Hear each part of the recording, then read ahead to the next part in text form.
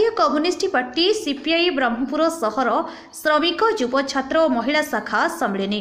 भारतीय communist party CPI Brahmapur सहर श्रमिक युव छात्र और महिला शाखा सम्मिलनी उपलक्षे ब्रह्मपुर पार्क साहिस्थ सीपीआई कार्यालय ठारे लाल पताका उत्तोलन अनुष्ठित हो जाइछि। वरिष्ठ पार्टी नेता तथा पार्टी नेता साथी सुधांशु शेखर पंडा लाल पताका उत्तोलन करी पार्टी गरिमा और संग्राम संपर्कर तात्पर्य संपर्क में प्रकाश करी महामती लेनिन नेतृत्व में संगठित एही समाजवादी विप्लव अनग्रसर रुषिया रे सर्वप्रथम श्रमिक श्रेणी राष्ट्र प्रतिष्ठा करी मनीष उपरे मनीषर शोषण को समाप्त करिथिबा विश्व शताब्दीर सर्वश्रेष्ठ उपलब्धि बोली कहिथिले। सीपीआई सहर शाखार संपादक प्रफुल्ल जेना आज शाखा सम्मिलनी सभापति परिचालन में अनुष्ठित यह कार्यक्रम में भारतीय कम्युनिस्ट पार्टी जिला संपादक साथी प्रकाश पात्र केंद्र और राज्य और जिला पार्टी आगामी दिनर कार्यक्रम और केंद्र और राज्य सरकार जनभरण नीति विरुद्ध में दृढ़ विरोध करते।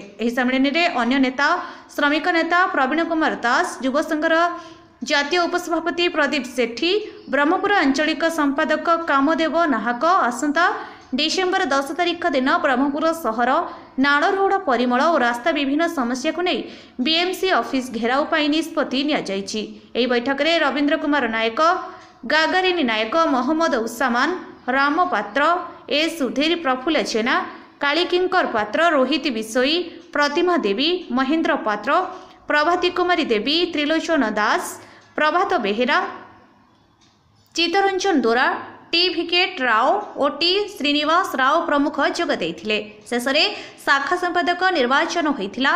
सहर शाखार संपादक प्रफुल्ल जेना सह संपादक कालीकिंकर पात्र श्रमिक शाखार संपादक ए सुधीर सह संपादक गागारिनी नायक युव छात्र शाखार महेंद्र पात्र और जितेंद्र दोरा महिला शाखार संपादक विष्णुप्रिया नायक और प्रतिमा देवी निवेचित होते।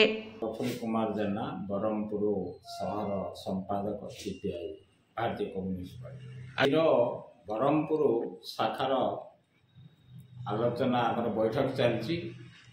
आगामी दिन में आम कम्युनिस्ट पार्टी सीपीआई 100 वर्ष तार पूर्ण कर 100 वर्ष विगत 100 वर्ष भितर तार जो संग्राम करची से संग्राम को पर्यायक्रमे आगक नब साधारण जनता श्रमिक कृषक युवक छात्र समस्त दाबी नहीं महानगर आगामी दिन में ब्रह्मपुर महानगर घेराव करने प्रस्ताव आज पालित हम बोली मु आशा रखुची।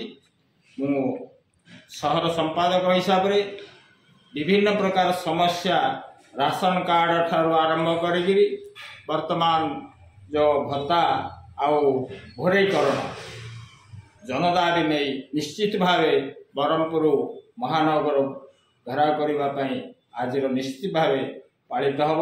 आगामी दिन में ब्रह्मपुर महानगर संग्राम आगामी चर्जिक रूप चालू रखी आमर आज शपथ।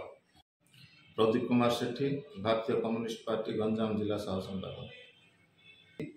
भारतीय कम्युनिस्ट पार्टी ब्रह्मपुर आंचलिक परिषदर सम्मिलन अनुष्ठित होची। ए सम्मिलनी आज एक गंजाम जिला वार्ता नहीं जीव। भारतीय कम्युनिस्ट पार्टी चलित वर्ष 100 पूर्ति होची 100 वर्ष पूर्ति होची पार्टी को। ए पार्टीर इतिहास ए पार्टीर गौरवमय स्वर्णाक्षर सारा पृथ्वी रे परिचय लाभ करछि एवं लोकों पाई जो तार संग्राम करछि लोकों पाई 100 वर्ष भितर जहाँ सब घटना घटे आज सम्मिलनी ब्रह्मपुर सहर नुह तार गंजाम जिला को परिप्रकाश पाई सम्मिलन अनुष्ठित होइछि एवं ब्रह्मपुर सहर रे जेते सब अव्यवस्था होइछि आ विरुद्ध रे ब्रह्मपुर आंचलिक परिषद संग्राम करने सम्मेलन में निष्पत्ति नब।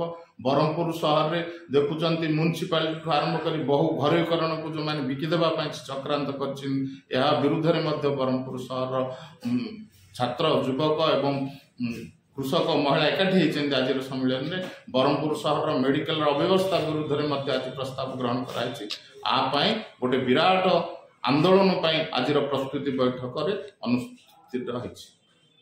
कम्युनिस्ट पार्टी सब बेले तार संग्राम जारी रखी। आज बैठक सरला आम निर्णायक नेबू आसंता डिसेम्बर 26 तारीख ठार 2025 डिसेम्बर 26 तारीख पर्यंत आंदोलन लगातार भाव ब्रह्मपुर सहर चालू रहिबो। गंजाम जिलूर जिला प्रतिनिधि श्रीकांत कुमार बेहेरा रिपोर्ट अपराह्न लाइव।